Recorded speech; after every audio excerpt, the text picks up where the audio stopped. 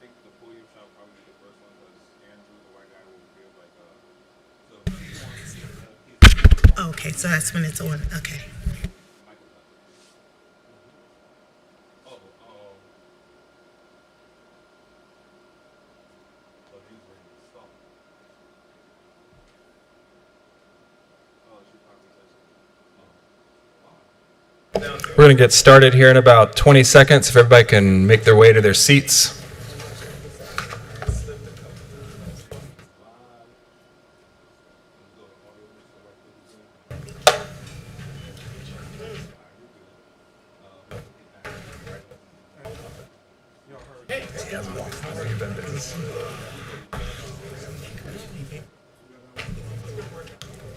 Not really, no. We'll leave. You know what?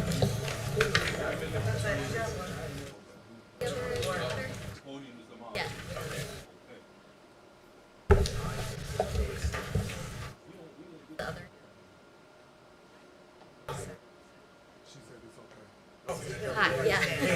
Good. Now, technically, you may want to do M2 on this.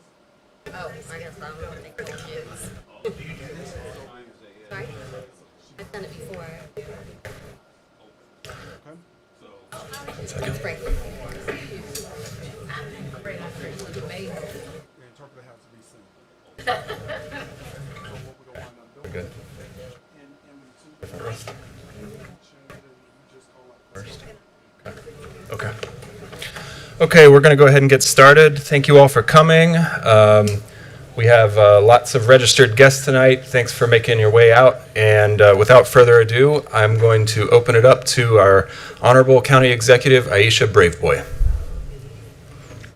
Good evening, everyone. It's great to be here with all of you this evening. Thank you so much for participating in this listening session. Our job really tonight is to listen to our residents and address the concerns that you have. This will be the first budget that I propose, and I'm very excited to do so, but with the input of the stakeholders, the primary stakeholders of this budget, which are our residents.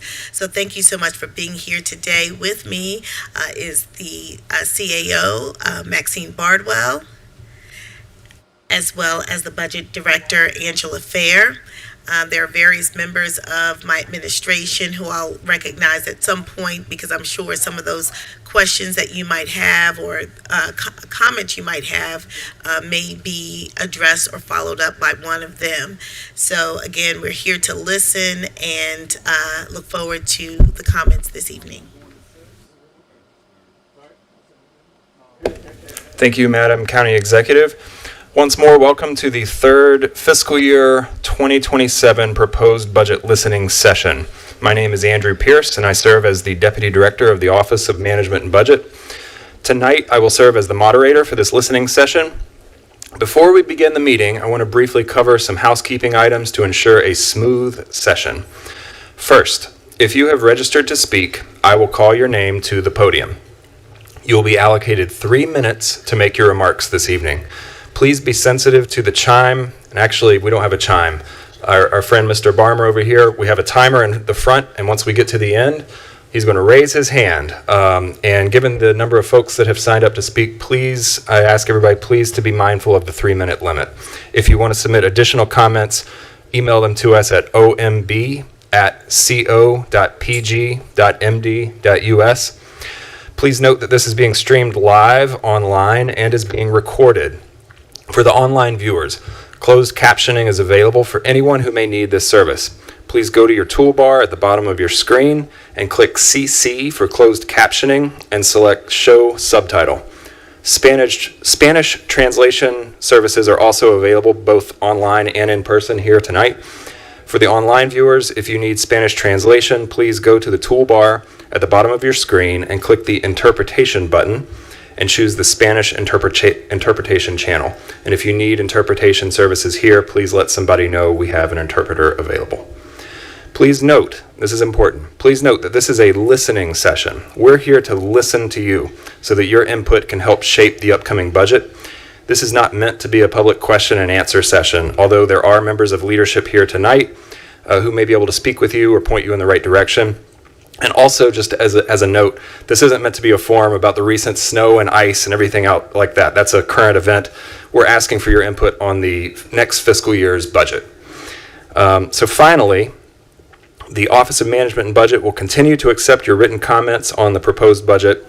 And again, all comments can be submitted to omb@co.pg.md.us. Tonight we have 47 speakers registered. I'm going to call up 3 names at a time in the order in which they're meant to offer their comments. If you hear your name, please get prepared to come up and provide your comment. And again, please remember to limit your remarks to 3 minutes and conclude your remarks once you hear the tone or you see Mr. Barmer's hand go in the air. With that said, our first 3 names are Jonna Parker, Demetria Whitley, and Belinda Queen. Jana. Hello, everybody. So this is Jana Parker. Okay. Good evening, County Executive. I am here on behalf of the county's Fair Election Commission. Hi, Ms. Brayboy. With the recommendation to include $600,000 for this program for the county's fiscal year 2027 budget. Providing this annual appropriation recommendation is one of the primary duties of the commission as set forth in the law establishing the county's matching campaign fund.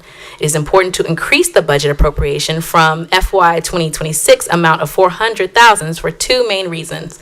There will most certainly be far more candidates using the county's matching fund program in the 2030 election cycle than in the 2026, the initial election year for the program, and while funds are only dispersed over a 1-year period every 4 years, establishing an annual funding practice is, to us, both fiscally prudent and important statement about the value of the program and the county's fundamental commitment to the election access and fairness.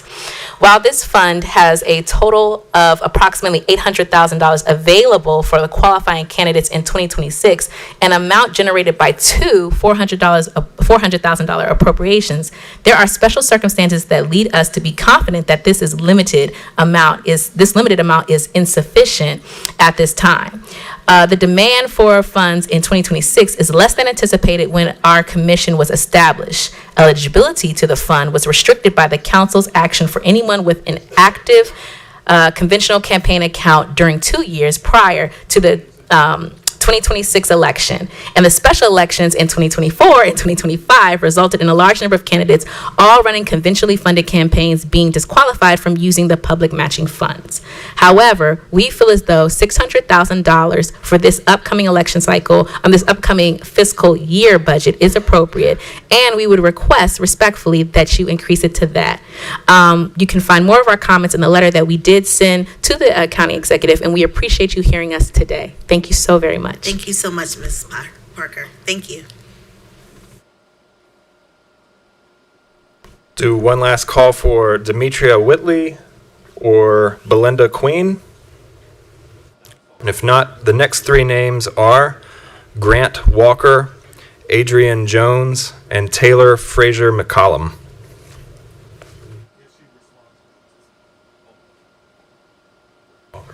This is Grant Walker. Good evening, Madam County Executive, Ms. Bardwell, Ms. Fair. My name is Grant Walker. I'm the president of the Prince George County Professional Firefighters and Paramedics Association, IFF Local 1619. I have the proud honor of representing the 1,800 active and retired members of the Prince George County Fire and EMS Department. Before I get to my topic tonight, I want to take a moment to acknowledge the work that our Fire and EMS Department has done over the last 5 days during extremely challenging weather conditions. No matter the street being cleared, whether you call 911 for a slip, trip, fall, heart attack, or fire, our firefighters have run thousands of calls, and they have done an exceptional job. Can you pause this time just really quickly, because I just want to be able to thank you and give a round of applause for our fire. Thank you, ma'am. That response is not without its challenges. We've had to call in firefighters off duty to come and work countless hours over the last 5 days. The reality is that Prince George's County is busier than some of our busiest fire departments across the nation. We're busier than the city of San Francisco despite having a smaller budget. The reality is that your fire department has been neglected for the last 50 years. We have less personnel than neighboring jurisdictions, yet we run more calls. We only trail between DC and Baltimore when it comes to the number of calls. However, we have significantly less firefighters in our system. Over the past 6 or 7 years, we've struggled to recruit enough firefighters to employ, and our hiring process has been antiquated and slow. This has been exacerbated by some of the worst starting pay in the region and a pay compression issue that has junior firefighters making more than senior firefighters. Now, I know this committee is aware of that issue. We've sent communication to meet with your team about the issue. But I want to talk a little bit about the working conditions that our people experience every single day. The majority of this system has not been maintained in the way that it needs to be maintained. You need 3 things to run an effective fire and EMS department. You need firefighters, fire trucks, and firehouses. It's taking 4 and 5 years to get a fire truck in this industry. Our firehouses continually are being band-aided. We have working conditions that no one would live in, but our people live in every single day. We refer to it as our home away from home with our second family. We're gone for 24, 36, sometimes even 48 hours in an extended emergency. And so we're asking for your administration to be an administration that champions our fire department, that champions public safety and gives the resource to our system to undo some of the damage, the benign neglect of generations past. Our firehouses are falling apart. We aren't building firehouses fast enough, and we're not hiring enough people to deal with the demand that continues to increase day after day. So I encourage you in this budget to put your priorities in the budget, put public safety first, and support your fire department the way it deserves to be so that we can serve the citizens that we swore an oath to protect. Thank you and have a wonderful evening. Thank you so much, President Walker.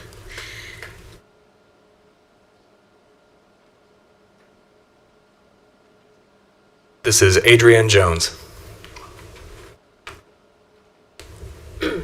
Thank you, County Executive Brave Boy, for the opportunity to provide this testimony. My name is Adrienne Jones, and I live in Upper Marlboro. Issue number 1. Prince George's County has a litter problem. DPWT performs at a fair level with available resources, and in my opinion, they can do better. We often hear DPWT and even the former interim county executive respond to complaints about litter with the party line that as soon as we clean the litter, it's back again the next day. While this is true in some areas, many residents deal with litter that has accumulated for weeks and sometimes months despite multiple requests for removal via the 311 app or direct phone call and email to DPWT. Solution number 1, audit DPWT to determine why there is a gap between the budget allocations and litter removal outcomes. Assess the performance of the current DPWT workforce. Vet and hire local contractors, rank and file employees, and most importantly, supervisors to increase the performance standard and perform quality checks to ensure that litter removal is performed timely, completely, and consistently on schedule. Issue number 2, the county does not consistently, if at all, enforce penalties against litter violators. We see people throw trash out of their cars while waiting at the red light because there is no fear of being caught.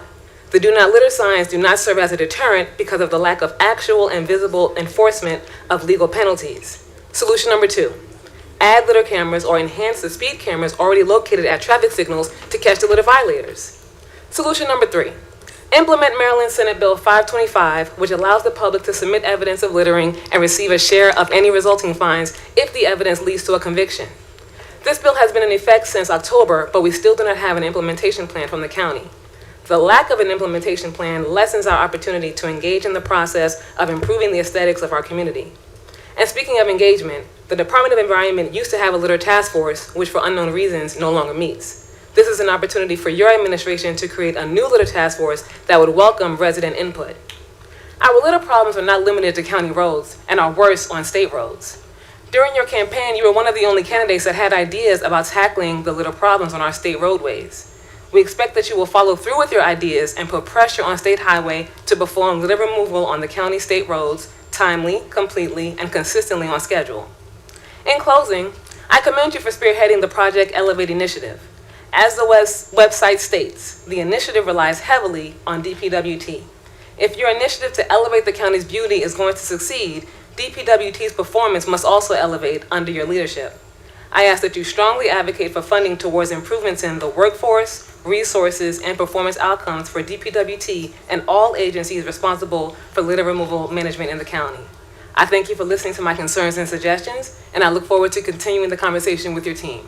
Thank you so much, Ms. Jones. And I believe Kevin Stephen, if you can raise your hand. Oh, you're over here. Sorry, I can't see. Our DCAO for Government Infrastructure would love to, I think, meet up with you. I was not aware of the litter committee or task force, so I'm looking forward to starting that or restarting that, and would love for you to be a part of that. Just to let you know, and I know this isn't a back and forth, but I did want to let you know that we did make a significant request to the state in our budget request for the state to assist us with litter collection, because as you noted, a lot of it is on state roads within Prince George's County. So I think we're on the same page. So thank you. All right, I'll do one more call for Taylor Frazier McCollum. This is Taylor Frazier McCollum. All right. Hello, Madam County Executive and fellow Prince George's County residents. Again, I'm Taylor Frazier McCollum, and before I get into my grievances, I want to properly introduce myself. I'm a proud product of Prince George's County Public Schools. I began my educational experience at Judith P. Hoyer Early Learning Center. I was a student in the Montessori program, which is only available currently to county students through a lottery system. Being selected meant that my siblings could also enter the program, and we were blessed. The Montessori program far exceeded my family's expectations. I was identified as a talented and gifted student through testing at Matthew Henson Elementary School in Palmer Park, Maryland. Later, I was admitted to the Johns Hopkins Center for Talented Youth program. Again, rigorous testing led to me being involved with their program. I began volunteering with the Chesapeake Bay Foundation in 8th grade and was featured in the Baltimore Sun for helping with restoration of a lake in Baltimore. As a student at the Charles Herbert Flowers High School, I was admitted into the Science and Technology program, which I later dropped to focus on television production. During my senior year, I received over $500,000 in scholarships from several colleges, including a full ride for marine biology to the University of New England. I say all this to say why the budget matters to me. Education is the key to a better life for so many of us, but even with all my education and training, financially, life under the current system is a struggle. Money is being cut from affordable housing, yet we are increasing police spending by $30 million when crime is actually trending down. I'm dealing personally with housing insecurity while we have increased the executive budget salaries by $3.5 million. Madam County Executive, you are quoted as saying the increase in salaries was to right-size your administration. That doesn't help the thousands of federal employees who have been let go that call this county home.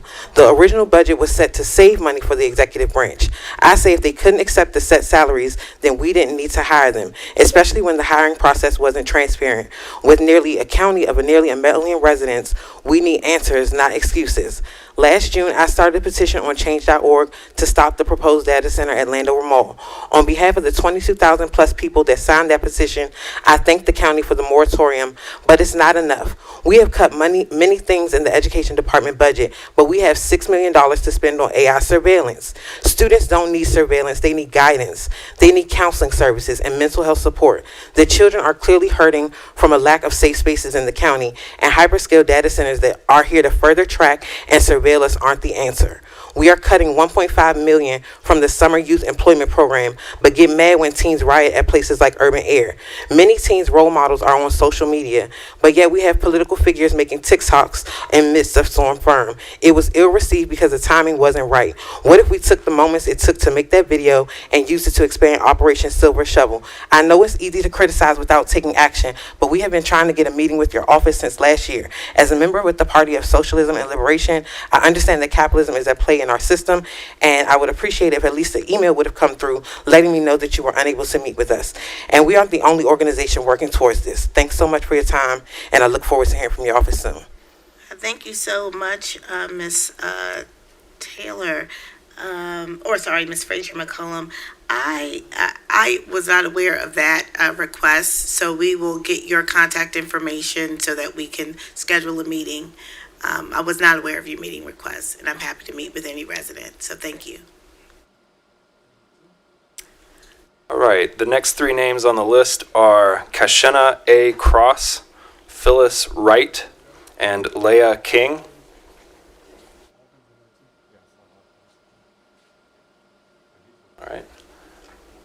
I'll keep going down the list. The next three names are Matthew Parker, Denise Robertson, and Robert Malone. This is Matt Parker. Good evening, Executive Alsa Brooks and members of the administration. Great boy. I'm sorry. It's okay. My name is Matt Parker, and I serve as Director of the Prince George's County Extension Office, which is part of the University of Maryland Extension Program. Even though our money typically comes through Maryland Parks and Planning, I'd like to respectfully request that the restoration of our award to be $208,600 for fiscal year 2027. This funding has been in place for over 40 years, rooted in a 1982 Memorandum of Understanding between the county and the university. That MOU established a shared commitment. The county provides local support, and Extension brings state and federal resources to deliver high-impact community-based curriculum. And it works. Each year, our office brings in over $1.25 million in outside funding into the county. With a small and mighty team of 19 staff and faculty, 157 volunteers, and more than 60 program partners, we serve over 14,000 residents of Prince George's County. In October, we were informed that our fiscal year 26 budget would drop from $208,600 to only $20,000. Without restoration, our office is at risk of closure, and essential programs will disappear. That includes nutrition and chronic disease prevention education for families and youth in Title I schools, our nationally recognized 4-H STEM and robotics programs, which reach over 5,000 families per year, digital and financial literacy, job readiness, and housing support for returning citizens, older adults, and foster youth, and support for urban agriculture, environmental stewardship, and food security, all align with these county priorities. And that includes over 3,800 volunteer hours through the Master Gardener Program, which saved the county over $137,000. This is not overhead. This is a direct service delivered efficiently, equitably, and with measurable impact across the county. We're not asking for new money. We're just asking to restore a long-standing commitment that one has benefited the county for more than 40 years. On behalf of our staff, our volunteers, and thousands of residents we serve, thank you for your time, your leadership, and your continued support. Thank you. And I just want to get some clarity. You said that there was a grant with Park and Planning. We normally are funded or have been funded at $208,600 for over the last 20 years through Maryland Park and Planning, that Capital Commission. Okay. And we found out in October that our current fiscal year was dropped to only $20,000 unexpectedly. Okay, so we'll reach out to Park and Planning. Thank you very much. Thank I appreciate you. it. Thank you.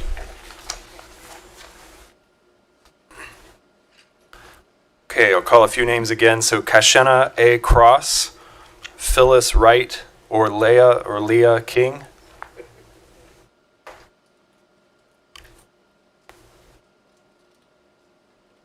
Robert Malone. Okay. Is Robert Malone here? Okay, go ahead. This is Robert Malone. Thank you. Thank you. Appreciate it. Good evening, Madam County Executive. Good to see you today, and thank you for this opportunity to testify. I'm Rob Malone, and I'm the CEO for the ARC Prince George's County, your next door neighbor. I'm here also with a small group of folks from the disability community.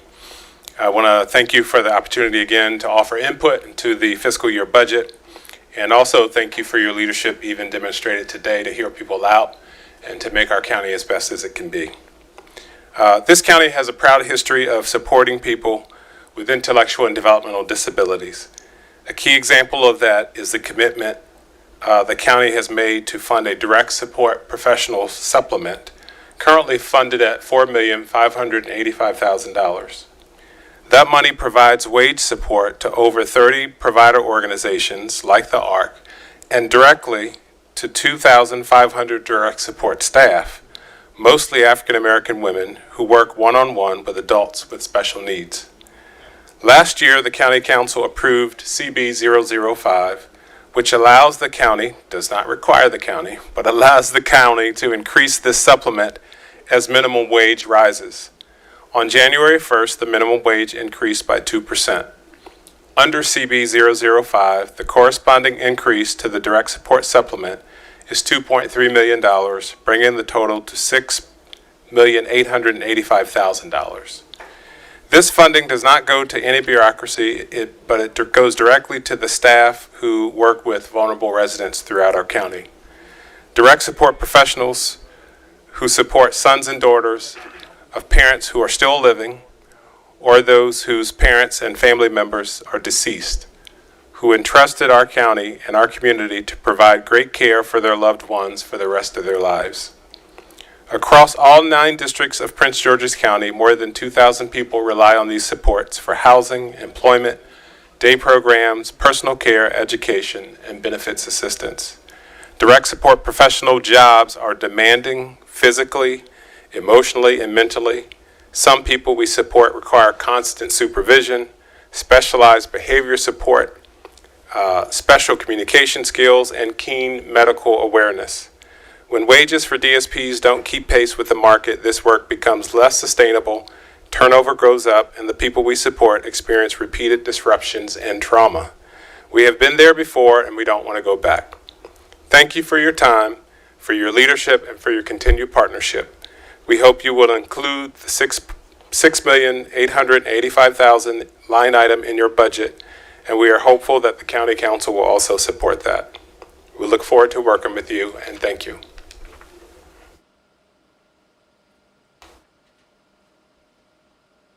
Okay, next up we have Denise Robertson, Tolson Banner, and Joy Harris. And if not, the next 3 names on the list are Lisa Shames or Shamus, Ronald Williams Jr., and April Gower Getz.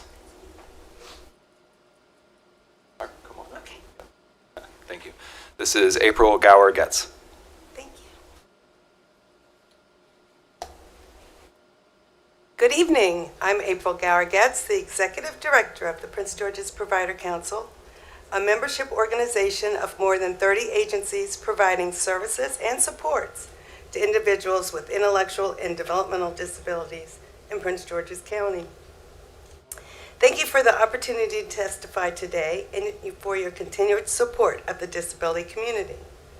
The county's investment in direct support professionals, DSPs, has been critical in preventing the collapse of essential services. DSPs are the backbone of our system of care. They provide daily support that keeps individuals with disabilities safe, healthy, and out of crisis. Without DSPs, our county would face unmanaged health conditions, increased emergency room visits, and a sharp rise in institutional placements. Families would be pushed beyond their limits, and the county would be left responding to emergencies instead of preventing them. Investing in DSPs is essential. The DSP supplement was created in response to a serious workforce crisis. Low wages, high turnover, and increasing competition for workers that threaten service stability. The county's $4.5 million investment in fiscal year 26 helped retain staff, reduce disruptions, and stabilize services. We are deeply grateful. However, the system remains fragile. We recognize this is a difficult budget year. At the same time, providers are absorbing increased labor costs due to the county's minimum wage increase. While we support fair wages for all workers, disability providers operate under fixed reimbursement rates, which limits their ability to offset rising labor costs. For this reason, we respectfully request an increase in the DSP supplement from $4,585,000 to $6,885,000 to address the January 1st minimum wage increase. This investment will prevent costly service disruptions and preserve the progress the county has already made. This is not a request to do more.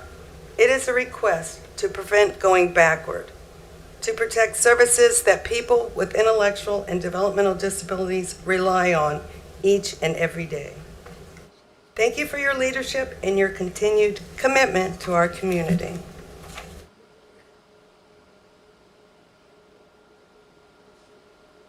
Okay, I'll do another call for Tolson Banner, Joy Harris, or Lisa Shames or Shamus. Okay, and if not, Ronald Williams Jr., James Stockton, and Ashley Smith. I'll keep. Oh, you're here? Okay. Sorry. James Stockton. Okay, this is Jim Stockton. Thank you. Okay. Good evening, Honorable Brave Boy. It is really a pleasure to be here on behalf of my daughter, who is a developmental disability person who is currently receiving services from the ARC of PG County. Our county council passed a bill last year under CB 005 that allows the county to increase the disability supplement as the minimum wage increases. Well, the minimum wage increase was 2%. Needless to say, there's an urgent need, as has already been conveyed by the CEO of the ARC of PG County, to increase the supplement from 4.5 to $6.5 million. We hope the county executive will support this increase to protect the more than 2,000 individuals in our county who are challenged by the intellectual and developmental disability persons. My daughter, Alicia Stockton, has been a recipient of services from the ARC for over 20 years. She has received day and community sports, helping her to enjoy county experiences that bring her joy and well-being. Continuity of services and quality of services are always a major concern given that we have what we have experienced over the years. You cannot imagine the behavior issues that our children experience and what as parents deal with when staffing is in a state of flux. When there is instability and turnover in staff, my daughter's behavior can escalate. She can get frustrated and actually throw things at people. It takes new staff a fair amount of time to understand each child's complications and requirements for support. I have seen how staff changes interrupted progress for my daughter and affected her ability to engage services. Needless to say, it also puts us parents in a very anxious state. Thank God for the supplemental funding support that the county has provided in recent years, as it has given ARC the resources needed to provide consistent quality support and care to my daughter and others. The aforementioned additional support that I mentioned earlier in my presentation is essential in order to maintain a quality and stable workforce. I am very satisfied with my daughter's current direct service professional, as she is skilled, compassionate, and patient with her. It also helps her to have the resources that she needs to facilitate the services she provides to Alicia. However, the continuation of these resources might be in jeopardy without the funding support that we are pursuing under the fiscal year 2027 budget. Without this support, this will put me as a parent in a state of uncertainty, not knowing if tomorrow or the next day would be the last day of my daughter's caregiver's employment due to her finding a better job with better benefits. She, like other dedicated service professionals, will seek other jobs to better manage rising costs. This would be traumatic for my daughter and would result in problems both at the program and at home, not to mention the challenge of finding a replacement. Thus, we need your support as described above. Thank you for your consideration. Thank you so much. And first of all, let me just say, prior to me being even a state's attorney, I worked for Children's National, and I was an advocate for children, especially our children who had special needs. So this issue, and I, having been a state delegate, I do understand the funding part of that too, and how rising costs of the minimum wage can make it more difficult to compete for workers. Yes. So I would love for us to have a conversation outside of this space. Is DCAO Wilbon here? Yes. So DCAO Wilbon will meet with the ARC and the advocates and parents like yourself so that we can kind of talk through how we make this better. So I appreciate you. Appreciate you. Thank you. Thank you.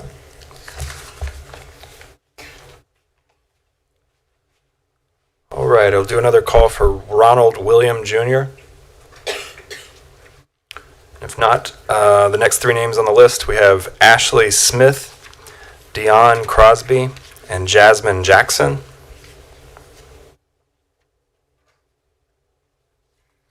I'll keep moving.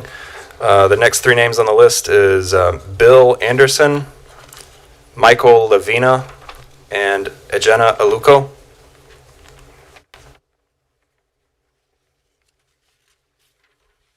All right, we'll keep moving. The next three names are Megan Bacco, Donart Lawrence, and Rosalind Turner.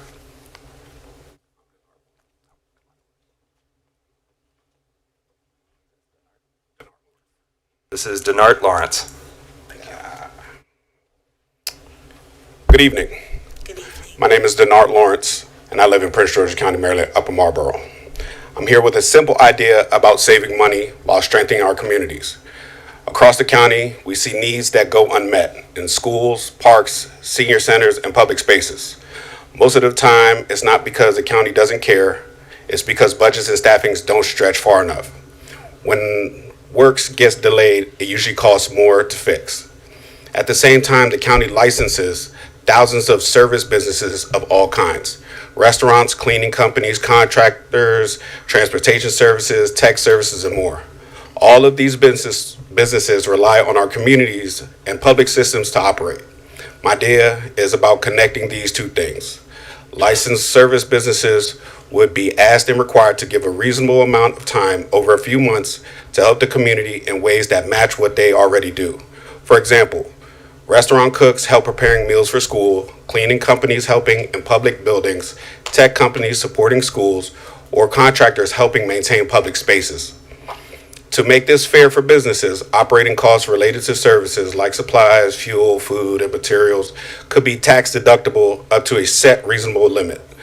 The way businesses aren't paying out of pocket beyond what makes sense, and the system stays controlled and predictable. This helps the budget because paying for these services costs real money. Hiring contractors and adding staff can cost tens of thousands of dollars a year. When businesses help in a structured way, the county can stretch existing dollars further without raising taxes. This isn't about replacing county workers. It's about helping with work that doesn't get done because the money isn't there. It's also about fairness. Businesses ask communities to support them with their money, and in return, they help maintain the very community they benefit from. I also want to note that I've already written a draft bill called the Beautification Act and shared it with some of the local council members. I'm not here to push legislation tonight. I'm here because this is a budget and cost-saving conversation first. I'm not asking for funding. I'm asking for the county to take a serious look at this idea and consider whether it makes sense to study or pilot. Thank you for listening. Sorry, thank you so much, and I'll ask DCAO Stephen to follow up with you as well. Thank you very much. I did want to acknowledge that the County Council Chair, Crystal Oriada, is here. Thank you so much, Madam Chair. She's been out in the field today, so and so have I. So we've been hard at work looking and monitoring and the streets and the progress of our public works and our contractors out there. So thank you so much, Madam Chair, for making time this evening. All right. I always want to make sure to say everybody's name at least twice, so in case you miss it the first time. And if you hear your I'm name, sitting in Madam Chair's chair, so Madam Chair, I'm going to keep it nice and warm. so if you hear your name, kind of wave at me. I don't want to miss you. So one more time for Ashley Smith, Dion Crosby, Jasmine Jackson, Bill Anderson, Michael Lavina, Ejena Aluko, Megan Bacco. Okay, I'll keep going on the next three names. Rosalind Turner, Claudia Barragan, and Tracy Cowan. Okay. Next three names are Marcia Flynn DeBolt, James Johns, and Tracy Newman. All right. think this may be a duplicate. Rosalind Turner, Valicia Jackson, and Jason Borisquo.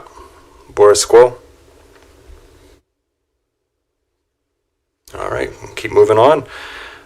Michelle Burton, Jocelyn Alexander, and Dama Menegal.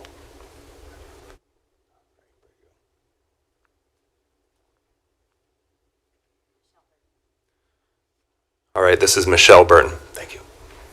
Thank you.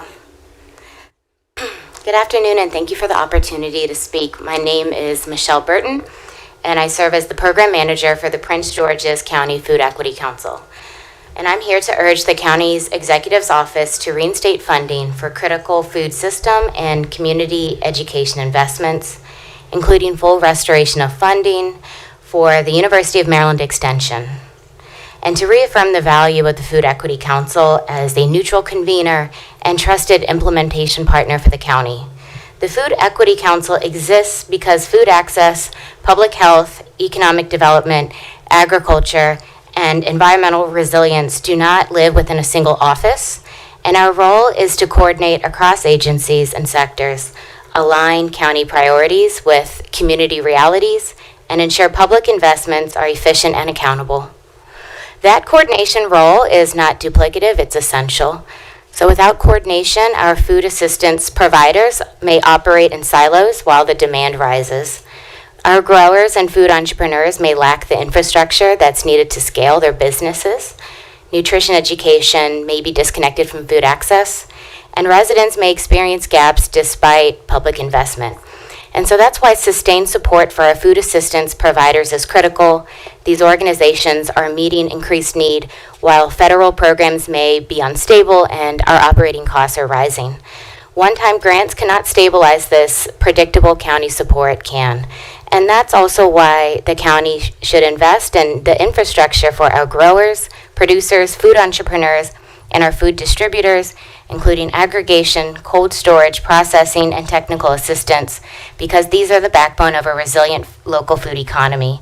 And I also want to be clear about advocating for the University of Maryland Extension. The proposed reduction in funding from $208,000 to $20,000 may put the office at risk of closure. And this office connects research to real-world outcomes, supports SNAP Ed nutrition, local farmers, youth development, and climate-smart communities. The county investment leverages more than $1.25 million in federal and state funding and serves residents across the district. So reinstating this funding is about preserving our county's capacity and to coordinate across systems, supporting our frontline providers, strengthening our local food economy, and improving our long-term health outcomes. And the Food Equity Council remains ready to continue supporting the county to deliver its food security and equity priorities. And thank you for your time and your leadership. Thank you so much, Ms. Burton. And just to let you know, Madam Chair and she's already corresponded with me that we're going to work together on the Maryland Extension. And so we'll both reach out to Park and Planning and make sure that what's right is okay. Restored. Thank you. Thank you. All right, I'm going to call a few names for the second time. So Rosalind Turner, Claudia Barragan, Tracy Cowan, Marcia Flynn DeBolt, James Johns, and Tracy Newman. Rosalind Turner, Valicia Jackson, and Jason Borisquo. Okay. Jocelyn Alexander, Dama Menegal. Okay. Immaculata Ulu, Tolson Banner, and Jordan Roebuck. Be sure to wave at me if you hear your name. Nope? Okay. Mercy Ogutu, Jamie Tolson, and Danielle Rose.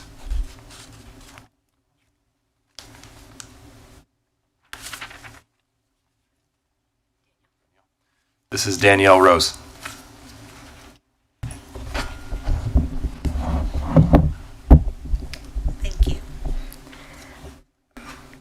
Hello. Thank you for taking the time to hear my concerns. My name is Danielle Rose. I currently have 3 children enrolled at PGCPS, and I serve as the treasurer of the Paint Branch Elementary PTA. I would like to address potential funding cuts to the Chinese immersion program we were recently notified of and implore you to reconsider. The Chinese STEM program was implemented in 2011, and the language immersion began being phased in during the 2014-2015 school year. I'd like to note that this is the only Chinese language immersion program in the county. Paint Branch has had many students recognized for their STEM accomplishments, even coming in second place in the nationwide science fair competition. Students are showing real progress on their proficiency exams that measure their Mandarin speaking and reading abilities. Our school community is unwilling to throw away 15 years of investment in our schools, teachers, and children. I stand here today and ask for your help. In the letter we received at Paint Branch Elementary, it stated that immersion programs are most successful when students begin together and progress as a consistent cohort. I'd like to speak directly to this point. Our family moved to College Park from Berwyn Heights in 2020 and transferred to Paint Branch during the COVID virtual schooling, when my oldest daughter was in 4th grade and her brother was in 1st. And yes, I was nervous when we first started. Would they be able to keep up? Would they ever catch up in Mandarin? But luckily, the support we received from the Chinese immersion program teachers and the administrators at Paint Branch made this transition successful. Today, my oldest daughter is a freshman at Largo High School and is still enrolled in the Chinese program.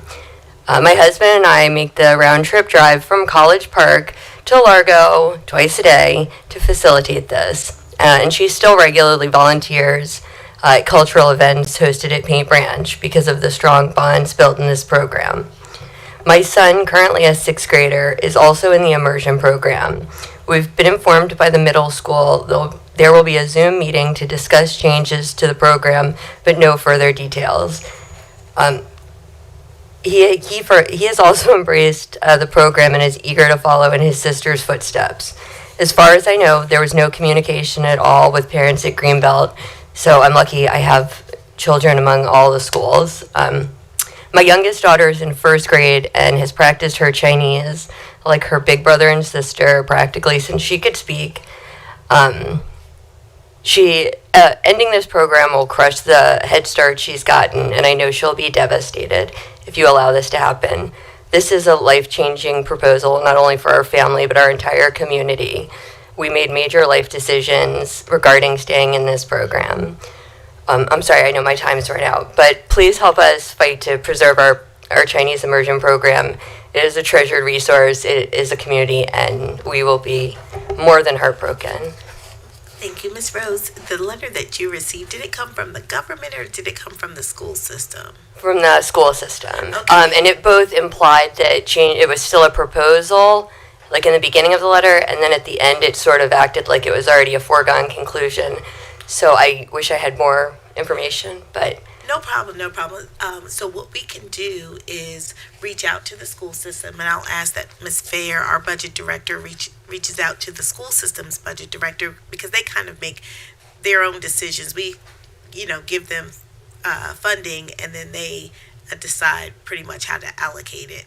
But this is a very important issue, and you're a parent of a Largo high school student. Yes. I graduated from Largo. Go Lions. Go Lions, yes. Yeah, I have Greenbelt Middle, Largo High School, and Paint Branch Elementary, and they're all in the program. So awesome. I'm this uniquely troubled by this. I totally understand. So we will reach out to the school system with your concerns and see who we can perhaps even put you in touch with. Okay, great. So thank you so much. Thank you for your time. Thank you.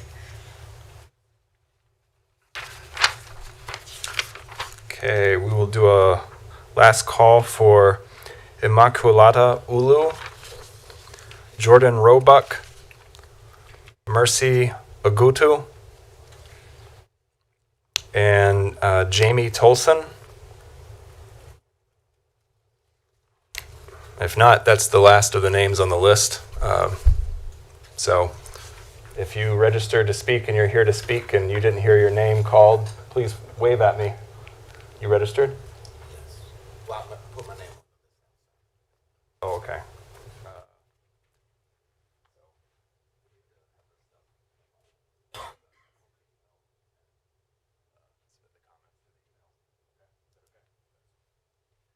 Okay, that concludes the list of registered speakers. Thanks everybody for coming. I want to give the last word to our Honorable County Executive. Well, first of all, I want to thank all of you for coming this evening. Your comments and the concerns that you raised are really important to us because we work for you. And many of the issues raised tonight are also deeply important to me. So I'm very excited about being able to follow up with you as well as consider some of these funding concerns in our upcoming budget. And again, thank you. Be safe out there and hope to see you again soon. Thank you.